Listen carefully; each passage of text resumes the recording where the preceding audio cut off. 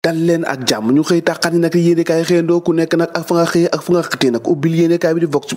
Populi moom Bamba Fall di maire bu Médina la xëy daal moom nag lu mu yëkkul Ousmane Sonko Khalifa Sall ak Barthélémy Dias nag da koo fàtte ci biir yéenekaay bi moom Bamba Fall nag moo ngay xam ne nag moom Macky Sall laay jàppal tànk nag ca ba muy neex ak ca ba muy naqari wax na itam nag Macky Sall moom laay jàppal tànk ba mu am nag ñaareelu mandat boo xamante ni bu juróomi at la Macky Sall nee na bu defut nag li nga xamante ni moo di troisième mandat nag dafa wor askan wi ndax constitution bi moo ko dal dee may day kàddu Bamba Fall nag moo fa waxee nag daanaka ci biir yéenekaay bi waxaatale ne jëm ci li nga xamante ni si moo di Ousmane Sonko ak li nga xamante ni moo di Barthélémy Dias ak Khalifa Sall la mu wax ci Khalifa Sall naataangoom bu njëkk boobee nekkoon ci parti socialiste moo di Khalifa Sall si jamono ji kenn xamalitu ko ndax doxilinam loolee nag la ko indi rek moo di ñamu ànd ak te ku mel ni Ousmane Sonko bokk na ci Bamba Fall nag addu ci biir yéenekaay bi di Vox Populi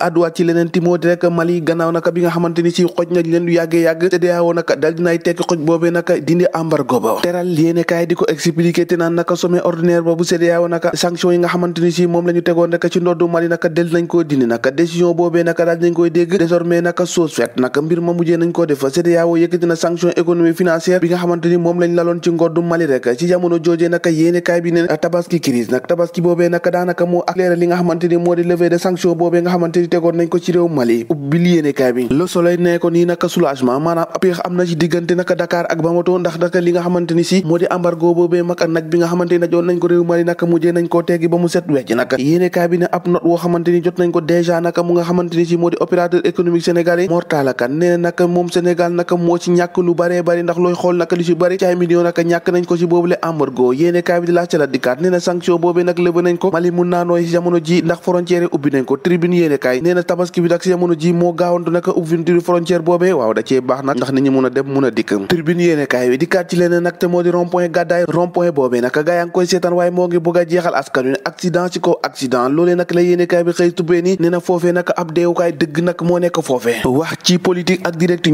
news moomee El Hadji naka Dia moomee nga xamante ni moom lañ daal dee désigné rek coordinateur départemental bu Benno Bokk Yaakaar bu Bambey nee na nag reconnaissance aux patates chaudes entre les mains yéenekaay bi nag ab laaj la ci samp nee na naka dañ koo delloo njukkal ci liggéey bi nga xamante ni liggéey na ko ci parti APR wala naka dañ koo jox loo xamante ni dafa tàng jër kenn nangoon koo jël en tout cas lu mu doon mu ne yéenekaay bi nee na jox nañ loo xamante ni si dina métti ci moom lool nag 24 heures yéenekaay dikkaat ci leneen te moo di rek mission bi nga xamante ni moom la futur député Benno Bokk Yaakaar naka war a am ci 14e législature bi yéenekaay bi ne naka ñoom la ñuy tax gën a taxawee rek moo di défendre rek ba Macky Sall am 3e mandat ay waay te ngeen ko fee bañ a yëkkati réew mi quotidien dikkaat na ci corridor bi nga xamante ni si moo nekk rek ci Afrique naka yéenekaay bi ne naka gaayaa nga ca kaw ndax plus précisément cérémonie bi nga xamante ni moom la ñuy jox naka distinction maanaam raay yi nga xamante ni ñoo faree ci Afrique naka Sénégal daanaka gagné nañ ci lu bari de ubbil yéenekaay bi l'exécutif dikkaat ci neen jëm ci gestion du pouvoir politique yi nga xamante ni si moo di ñi nga xamante ni ñoo yëngatu ci ay politique nag si jamono ji dañ leen a fële acteur de développement yi naka moom la ñu bénir ndax ñoom ñëpp naka daanaka gis nañ ne ñoom ñoo yër yu fi naka te ñoo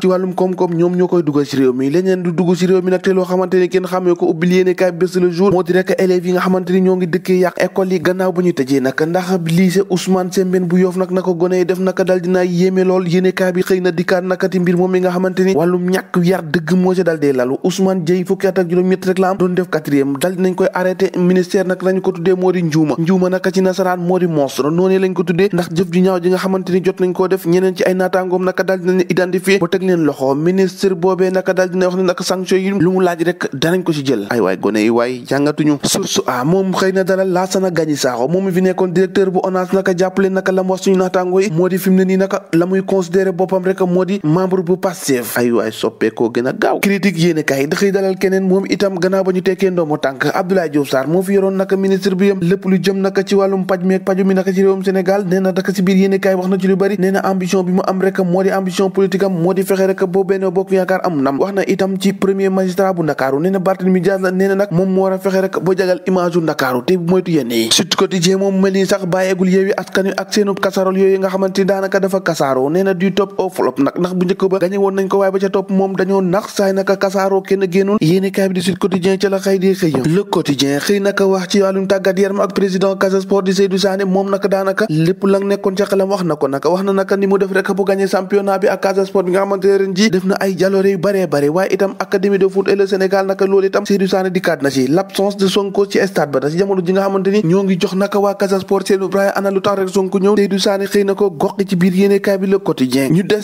ci tàggat yaram ak suñu lamb yéenekaay ak Balla Gaye mi nga xamante ni si moo ngay dànkaafu Gris Bordeaux la mu ca xam xamle rek moo di nekk dina ko dóor dina ko jàpp dina ko daan Balla Gaye moo ni waxee kon nag Gris Bordeaux yaa ko dégg ñoo ko déggandoo jàngeen jëf ba ëllëg